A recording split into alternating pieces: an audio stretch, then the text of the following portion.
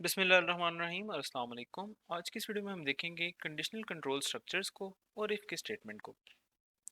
अब इससे पहले कि हम ये वीडियो शुरू करें और देखने लग जाएं कि कंडीशनल कंट्रोल स्ट्रक्चर होते क्या हैं, मैं चाहता हूं कि पहले हम ये डिस्कस कर लें कि कंडीशनल कंट्रोल स्ट्रक्चर्स को पढ़ने की ज़रूरत क्या है। कंडीशनल कंट्रोल स्ट्रक्चर्स होते हैं ना, इसमें हमारे पास आ जाती हैं इफ़ की स्टेटमेंट्स, इफ़ एल्स की स्टेटमेंट्स और इफ़ एल्स इफ़ के स्टेटमेंट्स। ये तो हम अभी अगली वीडियोस में देखेंगे कि ये होती क्या है और इनको यूज़ हम किस तरीके से करते हैं। फिलहाल आपको सिर्फ ये जानने की ज़रूरत है कि जो कंडीशनल स्टेटमेंट्स हैं ना, इनके होने का मकसद ही क्या है, कि हम ये पढ़ ही क्यों रहे हैं और कंप्यूटर में हमें यूज़ करनी क्यों पड़ती हैं। तो इस बात को समझने के लिए ये देखें कि तमाम इंसानों के अंदर जो है वो एक डिसीजन मेकिंग की पावर होती है। तो कोई भी डिसीजन जो होता है ना, उसके ये ऊपर जो कंडीशन है ना, वो उनके दिमाग के अंदर पहले से स्टोर्ड होती है। या आप कह लें कि विद टाइम जो है ना वो अपडेट होती रहती हैं और वो कंडीशंस बनती रहती हैं। तो सपोज कर लें कि जिस तरह अगर सर्दियों का मौसम है और बारिश हो रही है, तो आपके जहन में ये चीज़ स्टोर्ड है कि अगर बारिश हो रही होगी तो बाहर नहीं जाना, ठीक है, घर पे ही रहना है। तो इसी चीज़ को अगर आप इंग्लिश की स्टेटमेंट में लिखें, तो आप इस तरीके से लिख सकते हैं इस चीज़ को कि if it is raining stay at home. तो ये जो आपने बात इसके अंदर लिखी है ना कि if it is raining stay at home, इसके ना दो हिस्से हैं। पहले वाला हिस्सा ये है कि आपने इधर एक कंडीशन लगाई है कि इफ़ इट इज़ रेनिंग, ठीक है। तो इफ़ बेसिकली ये इफ़ की एक कंडीशन है कि अगर बारिश हो रही हो, और उसके बाद जो है ना उस स्टेटमेंट का आपने ना एक रिजल्ट दिया, एक ब्लॉक ऑफ स्टेटमेंट आपने आगे लिखी है कि आप कह रहे हैं कि अगर ये कंडीशन ट्रू हो जाए, ये जो पहले वाली आपकी कंडीशन है ये ट्रू हो जाए, तो इस केस में ये सेकंड जो स्टेटमेंट है ना अपनी, आपने इसको एग्जीक्यूट करना है कि आपने घर पे रहना है। अब इसी तरह की कई डिसीजन मेकिंग्स है ना, ये अब आपका कंप्यूटर को भी सिखानी पड़ती हैं, क्योंकि आपका जो कंप्यूटर है उसको, उसके अंदर कोई दिमाग तो नहीं है, वो खुद से सोच तो सकता नहीं है। तो इसलिए कभी भी कोई सोचने वाला काम जब भी आता है ना, या जहाँ पे भी डिसीजन मेकिंग करनी होती है, उसके लिए ना आपको ये करना पड़ता है कि आपको कंप्यूटर को खुद ये बताना पड़ता है कि भाई अगर इस किस्म की सिचुएशन बने तो ये वाला आउटपुट देना है, अगर इसके अलावा कोई सिचुएशन बने तो ये वाला आउटपुट देना है। और ये इस एक्सटेंट तक बनाई जा सकती है कि हम 3-4 वीडियोस के बाद देखेंगे कि आप एक टिक टैक टो की गेम बना सकते हैं, और जिसको बनाने में भी शायद आपको 3 से 4 घंटे लगेंगे एक कंप्यूटर के ऊपर, जो कि ऐसी हो कि भाई सिर्फ इफ एल्स की कंडीशन से बनी हो, मतलब कि सिर्फ कंडीशनल स्टेटमेंट्स उसमें यूज़ हुई हो और वो अनबीटेबल हो। तो अगर आप उसके साथ एज अ प्लेयर खेलेंगे और वो अगेंस्ट कंप्यूटर खेल रहे होंगे, तो या तो वो गेम का रिजल्ट ही आएगा कि वो गेम ड्रॉ हो जाएगी, या फिर ये रिजल्ट आएगा कि कंप्यूटर जीत जाएगा। लेकिन इन एनी केस कोई भी ऐसी कंडीशन नहीं बनेगी जिसके अंदर आप उससे जीत सक रहे हो। तो ये बेसिकली सिग्निफिकेंस है कंडीशनल कंट्रोल स्टेटमेंट्स को पढ़ने की।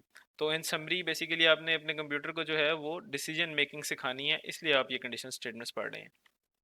तो सबसे पहले हम इफ़ की स्टेटमेंट देखेंगे।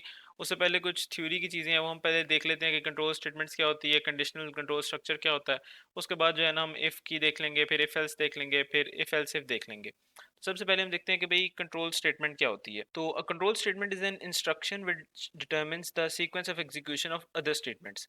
तो कंट्रोल स्टेटमेंट्स क्या होगी कि कंट्रोल स्टेटमेंट एक इंस्ट्रक्शन है, मतलब कि आप कंप्यूटर को एक बात बता रहे हैं जिसकी बेसिस पे ये चीज़ डिसाइड होती है या ये चीज़ डिटरमिन होती है कि अगली जो स्टेटमेंट्स है ना वो कौन सी वाली रन होंगी, ठीक है। सीक्वेंस ऑफ एग्जीक्यूशन ये बता रही है।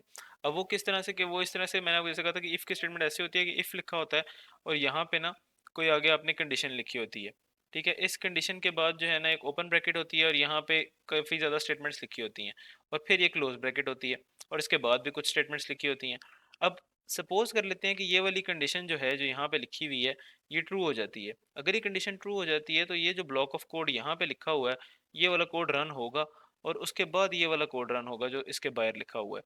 और ठीक है, तो एक केस ये बन गया जिसमें हमने देखा कि जिसमें ये वाला ब्लॉक ऑफ कोड जो था वो रन हो रहा था, ठीक है। अब एक और केस ये हो सकता है कि ये वाली जो कंडीशन है ये फॉल्स हो जाए। तो अगर ये कंडीशन फॉल्स हो जाती है तो ये वाला जो कोड था ये सारा रन नहीं होगा, और कोड जो है जंप कर जाएगा आपका और इस जगह पे चला जाएगा और ये वाला कोड रन होगा।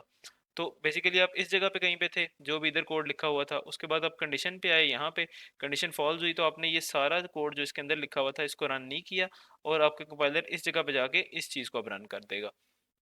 तो हुआ ये कि भाई डिपेंडिंग अपॉन द कंडीशन जो भी थी, यानी कि यहाँ पे जो भी कंडीशन लगी हुई थी इफ़ की, उस कंडीशन की बेस पे ये डिसाइड हो गया कि कौन सा वाला कोड जो है वो रन होगा।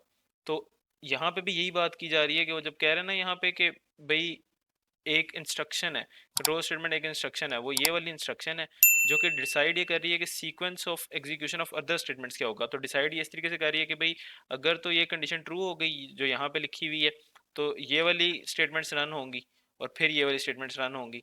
ऑन दी अदर हैंड अगर ये कंडीशन जो है वो फॉल्स हो जाए तो फिर ये होगा कि डायरेक्टली ये वाली कंडीशन रन हो जाएंगी। तो सीक्वेंस ऑफ स्टेटमेंट्स जो रन होने का था वो चेंज हो गया। तो बेसिकली कंट्रोल स्टेटमेंट्स इसी चीज़ को जो है ना डिसाइड कर रही है। नेक्स्ट है हमारे पास कि in other words it controls the flow of execution of program statements. तो उसी चीज़ को रिफ्रेज हमने किया हुआ है कि भाई फ्लो ऑफ एग्जीक्यूशन आप कह लें या सीक्वेंस ऑफ एग्जीक्यूशन आप कह लें, कि भाई उसको जो है ना इफ़ या एल्स की या कोई भी कंडीशनल स्टेटमेंट्स जो हैं वो कंट्रोल कर रही होती हैं कि आपका कोड जो है किस सीक्वेंस में रन करेगा। अब देखते हैं कि एक कंडीशनल स्टेटमेंट क्या होती है। तो कहते हैं कि conditional statement is an instruction in a programming language that contains a condition.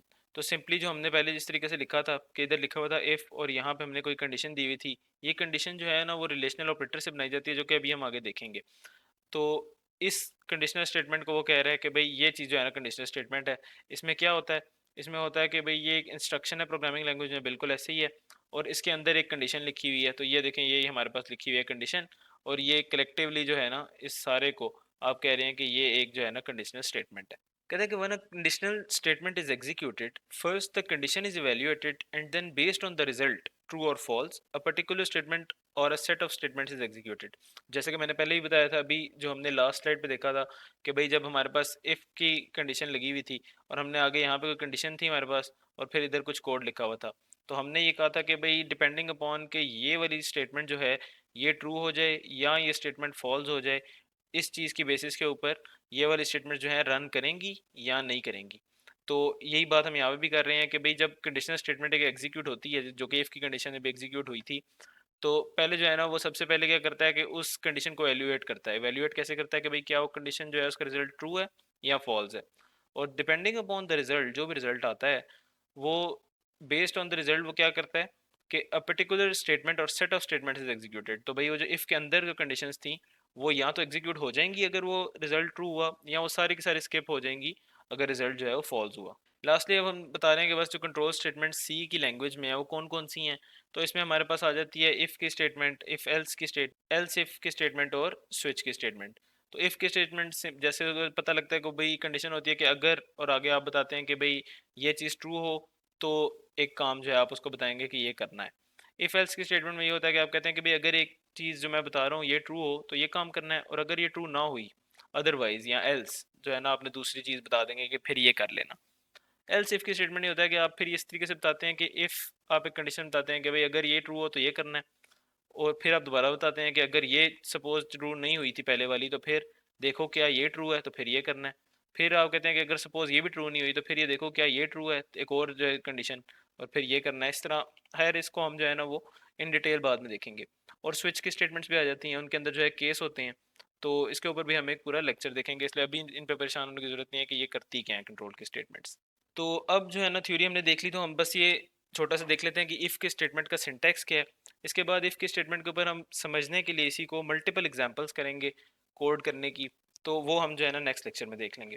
तो सिंटैक्स सिर्फ देख लेते हैं। सिंटैक्स सिंपल सा है कि सबसे पहले आपने लिखना है इफ़, ठीक है, जैसे कि यहाँ पे लिखा हुआ है, और आगे आपने दो ओपन ब्रैकेट्स लगा देनी है, एक ओपन ब्रैकेट लगानी है, एक क्लोज ब्रैकेट लगा देनी है, और दरमियान में आपने इधर कंडीशन लिख देनी है, जो भी कंडीशन है आपकी।